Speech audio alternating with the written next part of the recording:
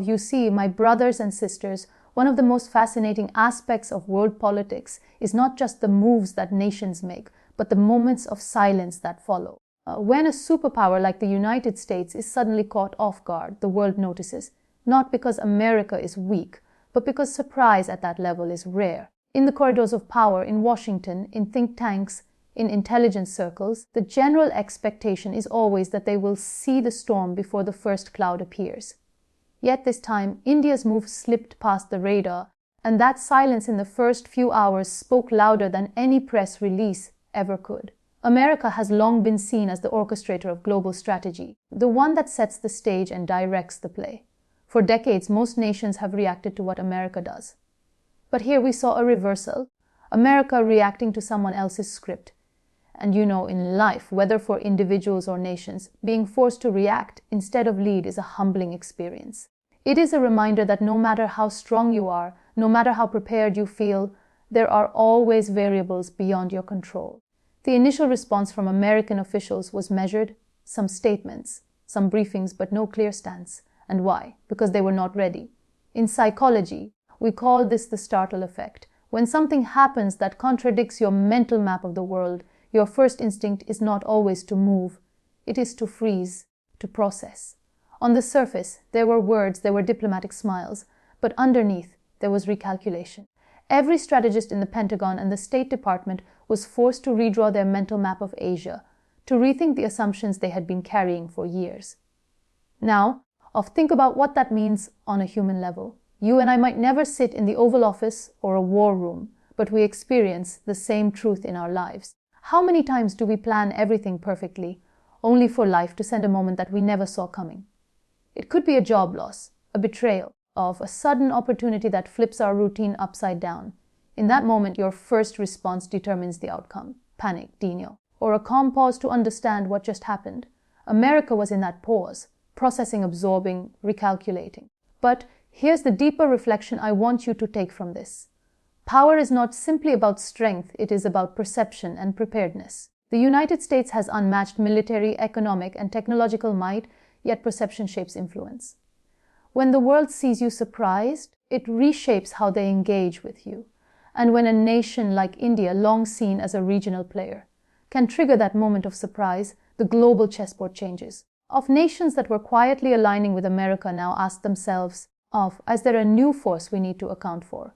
This is how geopolitical tides shift, not always through war or treaties, but through the silent power of unexpected moves. Now, some might think this is just about politics, but it's not. It is about life. Because whether you are a student, a business owner, or a family leader, the principle is the same. If you are always predictable, you are always vulnerable. America, for all its greatness, became predictable in its expectation that the world would move slowly, that every ripple would reach its shores before it became a wave. And India reminded them that the world is changing faster than the old playbooks can handle. I want you to think about this in your own journey. How many people around you know exactly what you will do next? How many opportunities have you lost because someone outplayed you simply by doing the unexpected, by daring to move while you were still calculating? Life rewards those who stay alert, who diversify their vision, who never assume that yesterday's power will protect them tomorrow. In America's pause, in its moment of surprise, there is a lesson for all of us. Never become so comfortable in your position that you forget how quickly the ground can shift beneath your feet. Preparation is not just about having strength. It is about cultivating the humility to accept that you might be surprised and the flexibility to adapt without fear. And this, my brothers and sisters, is where the real test lies, not in avoiding surprises, but in transforming them into opportunities for growth. Nations that do this rise. Individuals who do this thrive. Of those who don't eventually stumble. So as we reflect on America's stunned silence, let it remind us of a truth bigger than politics, of life will test your readiness in the moments you least expect. And when that moment comes, do not freeze in pride or fear. Breathe, think, adapt. Because the ones who master the art of response are the ones who write the future. My brothers and sisters, when we speak of India's rising strategic power, we are not just talking about numbers, weapons, or economic charts. We are talking about a mindset shift, a change in how a nation sees itself and how the world is slowly being compelled to see it. For decades, India was perceived as a country rich in culture, vast in population, yet limited in influence. A nation reacting to global currents rather than shaping them. But this recent move that stunned the world signals something deeper. India is no longer waiting for permission to step onto the center stage. Power in our world has never been only about armies or wealth. It is about narrative. Who writes the story of the world and who is merely a character in that story? For the longest time, America and the West wrote the script, while much of the developing world played the supporting roles. But now, we are witnessing India holding the pen, writing a new chapter in the global narrative. That is real power. The ability to change how others think, how others respond, and how the future is imagined. If you look closer, you will see the psychology of nations at play here. A rising nation must first overcome its own self-doubt. It must shed the layers of hesitation, the quiet whisper that says, "You are not ready." And this is not so different from our own lives. How many times have we held ourselves back from taking a step forward because of that same inner voice of hesitation? India as a nation has had to silence that voice. It has had to embrace the risk of moving boldly, knowing that boldness always carries the possibility of backlash. The world measures power not in the things you possess, but in the moves you dare to make. India's move was not just strategic, it was psychological warfare on the global stage. It was a message, perhaps unspoken, but clear: we will no longer be the quiet observer of global decisions. We are a participant, we are a player, and if the game changes, it might be because we changed it. Reflect for a moment on what makes a nation capable of that leap. It is a combination of internal strength and external opportunity. Economically, India has been growing at a pace that the world can no longer ignore. Militarily, it has invested in modernization, not for show, but to ensure that when it speaks, its words carry weight. Diplomatically, it has learned the art of balance, maintaining ties with Russia, engaging with the United States, navigating the rise of China, and extending its influence in Africa and the Middle East. A nation that can play multiple hands at once is a nation that has matured into strategic adulthood. But here is the lesson I want you to internalize: strength that is never expressed remains invisible. Many of us have strengths, talents, ideas, resources that the world never sees because we never step forward. India has spent decades building that strength, and now it is learning to express it. The same is true for your personal life. You can study, train, and prepare for years, but until you step into the arena of life, the world does not recognize your potential. Another psychological dimension of power is perception management. A powerful nation is not just powerful, it is seen as powerful. That perception shifts the behavior of others even before a move is made. By outplaying expectations, India has signaled to allies and rivals alike, "We are no longer bound to your timelines or strategies." And the ripple effect is profound. Smaller nations start to look at India differently. Some see a partner, some see a challenge, but all are now watching with renewed attention. This is how global influence is built. Not overnight, but through a series of actions that break old patterns. A single unexpected move can alter how the world evaluates you for years to come. And in life, my brothers and sisters, the same principle applies. If you want respect, do not just wait for it to be handed to you. Take action that compels people to see you differently. Respect follows courage, not hesitation.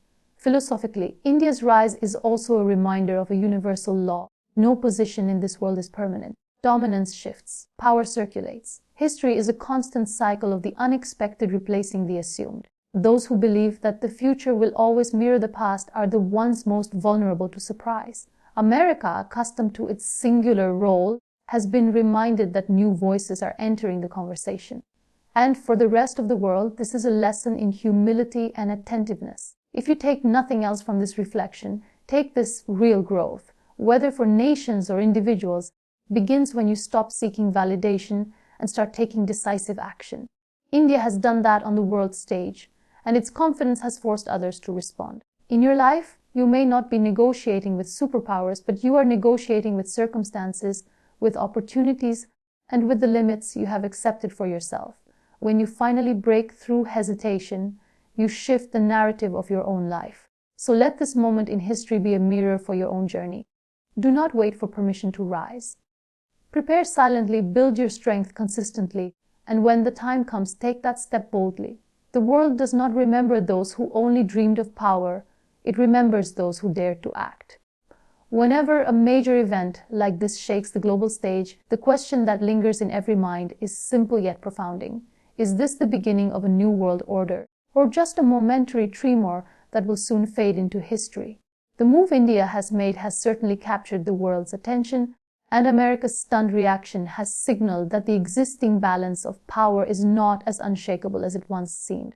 But the real test lies not in the shock of the moment, but in the ripples that follow. You see, the nature of power is like water. It rarely stays still. It flows, it shifts, it seeks new paths. When one nation takes a bold step, the rest of the world begins to reorient itself, sometimes slowly, sometimes urgently. We are now standing at a crossroads, and the actions of the next few years will determine whether this is a passing storm or the dawn of a new global landscape. If we study history, we find that world orders do not change overnight. They evolve through a series of small shocks that accumulate into an undeniable shift. The fall of empires, the rise of new powers, the restructuring of alliances. These are not single events, but processes that unfold over time. What makes India's move significant is that it has placed a visible crack in the assumptions that governed global politics for decades. And once an assumption is cracked, it rarely returns to its original form. From a psychological perspective, this is critical to understand. The perception of stability is often more powerful than stability itself. For years, nations operated under the assumption that the United States, with its unmatched global reach, would always dictate the tempo of major geopolitical developments. But now, even a momentary disruption, one bold move, forces a mental recalibration for every player on the board. If India can surprise the world today, who might surprise the world tomorrow? This is the beauty and the fragility of power. It is never static. And this truth is not just about nations, it is about life itself. How many times do we assume that the way things are is the way they will always be? We get comfortable in routines, in relationships, in positions of influence, forgetting that life is constantly moving beneath the surface. And then, one unexpected moment, a personal loss, a sudden opportunity, an unforeseen challenge, shakes our sense of stability and reminds us that nothing is permanent. The question for the world, and for each of us individually, is go. How do we respond to that realization? Do we cling to old assumptions, or do we adapt to the new reality being born before our eyes? America now faces this challenge on the world stage, but you and I face it every day in our personal journeys. The lesson is the same: in those who adapt thrive, and those who cling to the past are eventually left behind. Philosophically, this moment invites us to think deeply about the cycles of dominance and humility. No empire lasts forever, no leader remains unchallenged, no comfort zone is eternal. The ones who succeed in life are those who accept change not with fear, but with readiness. The same is true for nations. India's rise is a reminder that the world belongs to the bold and the prepared, not to those who merely rely on the weight of their past. And yet, my brothers and sisters, this does not necessarily mean that the old powers will fade overnight. Often, the shock of being challenged awakens a renewed determination in those who feel their dominance slipping. America and the West at large will likely respond, not with panic, but with a strategic recalibration. This is the dance of history: a move, a counter-move, and the endless game of balance and ambition. But amid this grand theater, the deeper lesson for us is profoundly personal. If the world around you can change in an instant, are you prepared for the shocks in your own life? Are you building the resilience, the adaptability, and the clarity to navigate your own unexpected shifts? Because the same truth applies on every scale. From global politics to the human hearting, only those who are ready to grow with change will survive it. So, as we reflect on this moment, let it not only fascinate as spectators of world events, but also awaken us as participants in our own journey. Do not live as if tomorrow will always look like today. Prepare your mind for change. Strengthen your character so that when the unexpected comes, it does not break you. It builds you. And I leave you with this thought: simple yet powerful life, like the world, rewards those who are awake. Stay ready. And when the tides shift, let your response be so grounded, so thoughtful, and so courageous that you too